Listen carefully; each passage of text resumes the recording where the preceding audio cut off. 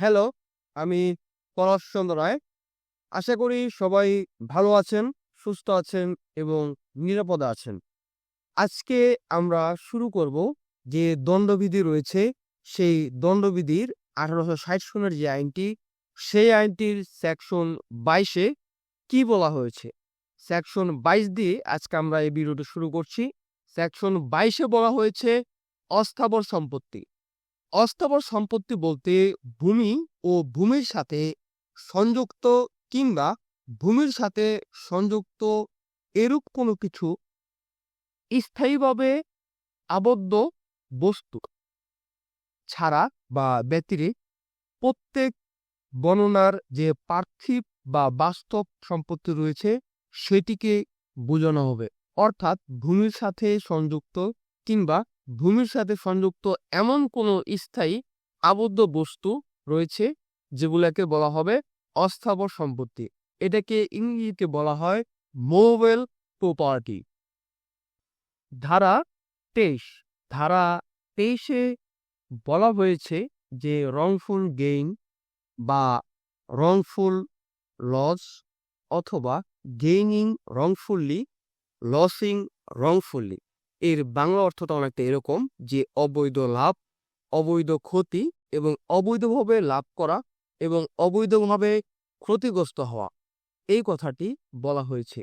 অবৈধ লাভ বলতে এখানে বোঝানো হয়েছে যে অবৈধ লাভ হচ্ছে বেআইনিভাবে এমন সম্পত্তি লাভ করা যে সম্পত্তিতে লাভকারীর কোনো আইনানুগ অধিকার নেই। অর্থাৎ আপনি যদি একটি সম্পত্তি লাভ করেন এবং সেই সম্পত্তিতে যদি আপনার আইনি কোনো অধিকার থাকে না, তখন সেটিকে বলা হয় অবৈধ লাভ। এবং অবৈধ ক্ষতি বলতে এখানে হচ্ছে যে বেআইনিভাবে এমন সম্পত্তির ক্ষতি যাতে ক্ষতিগ্রস্ত ব্যক্তির আইনগত অধিকার রয়েছে। অর্থাৎ অন্যের একটি আইনগত অধিকার রয়েছে, সেই সম্পত্তিতে আপনি যদি এমনভাবে বেআইনিভাবে সম্পত্তির ক্ষতি করেন, সেটিকে মূলত বলা হচ্ছে যে অবৈধ ক্ষতি। অবৈধভাবে লাভ করা, অবৈধভাবে ক্ষতিগ্রস্ত হওয়া, এটা এখানে বোঝানো হয়েছে যে অবৈধ লাভ মানে কোনো ব্যক্তি অবৈধভাবে সম্পত্তি অধিকারে রাখলে এবং অবৈধভাবে অর্জন করলে উক্ত ব্যক্তি অবৈধভাবে লাভ করে বলে আখ্যায়িত হবেন। কোনো ব্যক্তিকে অবৈধভাবে কোনো সম্পত্তি হতে বেদখলে রাখা হলে এবং অবৈধভাবে সম্পত্তিচ্যুত করা হলে উক্ত ব্যক্তি অবৈধভাবে ক্ষতিগ্রস্ত হয়ে বলে পরিগণিত হবে।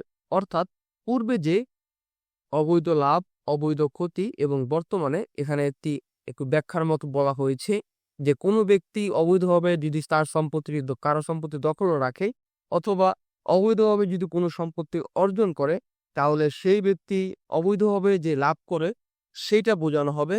আর আরেকটি বিষয় এখানে বলা হয়েছে যে অবৈধভাবে কোনো সম্পত্তি হতে যদি কাউকে বেদখল রাখা হয় এবং অবৈধভাবে সম্পত্তিচ্যুত অর্থাৎ সম্পত্তি থেকে বিতাড়িত করা হয়, তাহলে এটিও অবৈধভাবে যে ক্ষতিগ্রস্ত হয়েছে বলে সেটি পরিগণিত হবে বা সেটি হবে।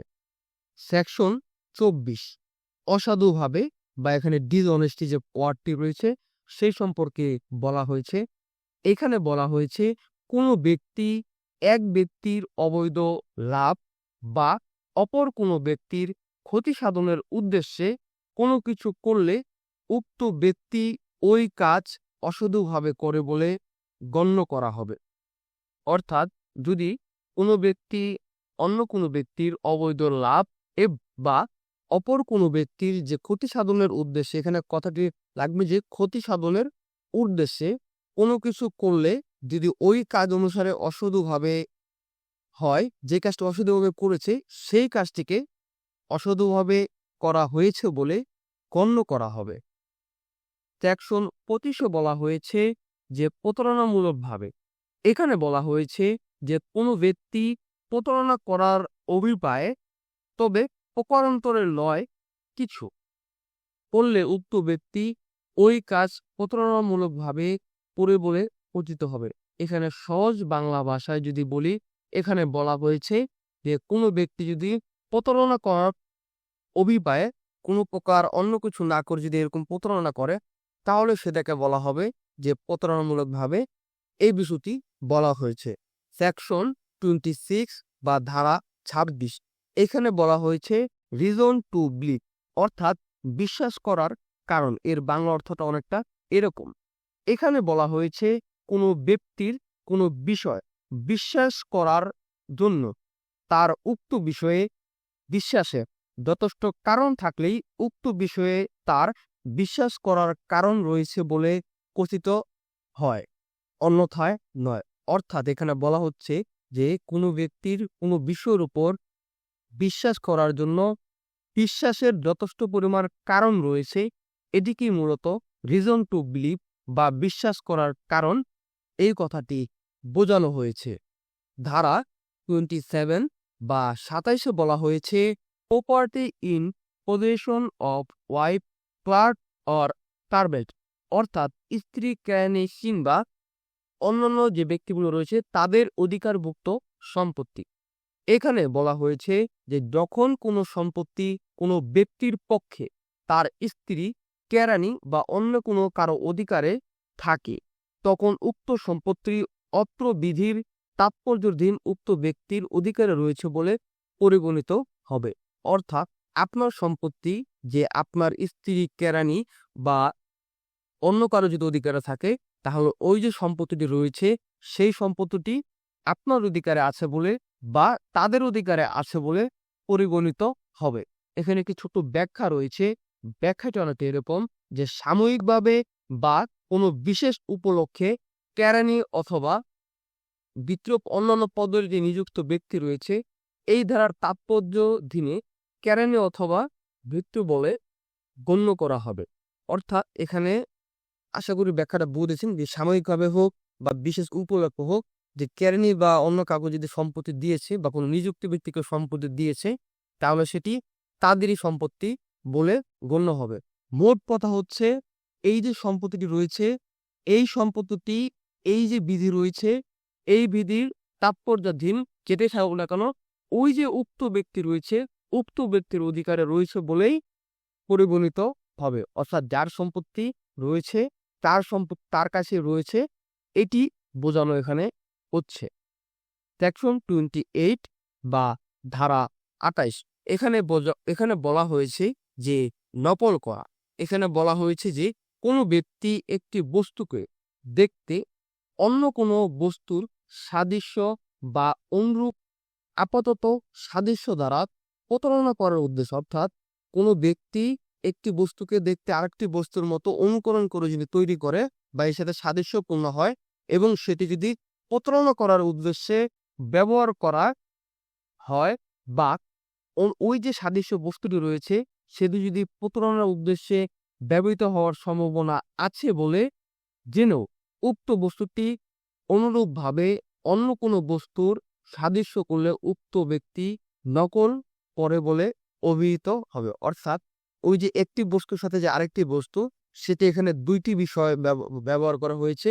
একটি হচ্ছে প্রতারণা করার উদ্দেশ্যে ব্যবহার করলে, আরেকটি হচ্ছে প্রতারণা করার উদ্দেশ্যে ব্যবহারের সম্ভাবনা রয়েছে এমন কিছু হলে সেটি নকল বলে বিবেচিত হবে। এখানে দুটি ব্যাখ্যা রয়েছে। ব্যাখ্যা একে বলা হচ্ছে যে নকলকরণের ব্যাপারে অনুকরণ অবিকল হওয়া বাধ্যতামূলক নয়। অর্থাৎ নকল যে করা হচ্ছে সেই বস্তুটা আর এই বস্তুটি একই রকম হতে হবে সেরকম নয়, একটি সে তার একটি সাদৃশ্য থাকতেই হবে। অনেকটা যেমন আসল টাকার এবং জাল টাকার মধ্যে হয়ে থাকে, দেখতে অনেকটা আসলের মতোই মনে হয়, তবে জাল টাকার বিষয়টি অন্য আরেকটি আইনের মধ্যে পড়ে এবং এই আইনেও জাল টাকার কথা বলা হয়েছে, তবে সেটি ভিন্ন ব্যাপার। আমি শুধু উদাহরণস্বরূপ বিষয়টি বোঝানোর জন্য বললাম। ব্যাখ্যা 2 বলা হয়েছে যে যখন কোনো ব্যক্তি এক বস্তুকে অন্য কোনো বস্তুর সাদৃশ্য করে এবং উক্ত সাদৃশ্য এরূপভাবে দৃশ্যমান হয় বা এরূপভাবে প্রকট করা হয় যে এর দ্বারা কোনো ব্যক্তি প্রতারণা হতে পারে, তখন অন্য কিছু প্রমাণিত না হওয়া অবধি এরূপ ধরে নেওয়া হবে যে এক বস্তুকে অন্য বস্তুর সাদৃশ্যকারী ব্যক্তি উক্ত সাদৃশ্যতার সাহায্যে ভ্রান্তি উৎপাদনের সম্ভাবনা রয়েছে বলে সে জানত।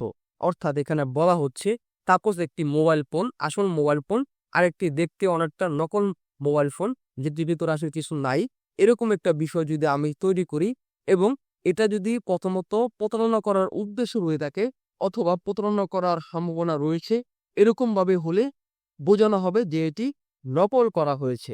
ব্যাখ্যা ২ টা অনেকটা এরকম যে আসল মোবাইল, নতুন মোবাইল বা জাল টাকা বা আসল টাকা, এই ২ টি টাকা দেখতে একই রকম হতে হবে এরকম নয়। অনেকটা সাদৃশ্য, যে কেউ যেন ধোঁকা খায়। কোনো একজন অবুঝ মানুষ যেন সেটি মনে করে যে না, এটি আসল টাকা অথবা এটি আসল ফল। এরকম সাদৃশ্য থাকলেই হবে। ব্যাখ্যা ২ এ বলা হচ্ছে যে এই যে সাদৃশ্যতা রয়েছে, এই সাদৃশ্যতা ভিন্ন কিছু প্রমাণ না হওয়া পর্যন্ত ধরে নেওয়া হবে যে এটি নকল করা হয়েছে। এই হচ্ছে সেকশন যে ২২ রয়েছে, সে ২২ থেকে ২৮ পর্যন্ত। এই ভিডিও সম্পর্কে অথবা অন্য কোনো আইন সম্পর্কে যদি কোনো সমস্যা থাকে আপনারা কমেন্টে জানাতে পারেন এবং অথবা আমার যে ফেসবুক গ্রুপটি রয়েছে সেখানে পোস্ট আকারে কমেন্ট করতে পারেন। আমি চেষ্টা করব আপনাদেরকে উত্তর দেওয়ার জন্য। ভিডিও দেখার জন্য অনেক ধন্যবাদ জানাচ্ছি। সবাই সুস্থ থাকুন, নিরাপদে থাকুন। দেখা হবে আমার নতুন কোনো ভিডিওতে। সে পর্যন্ত সবাই অপেক্ষা করুন। ধন্যবাদ সকলকে।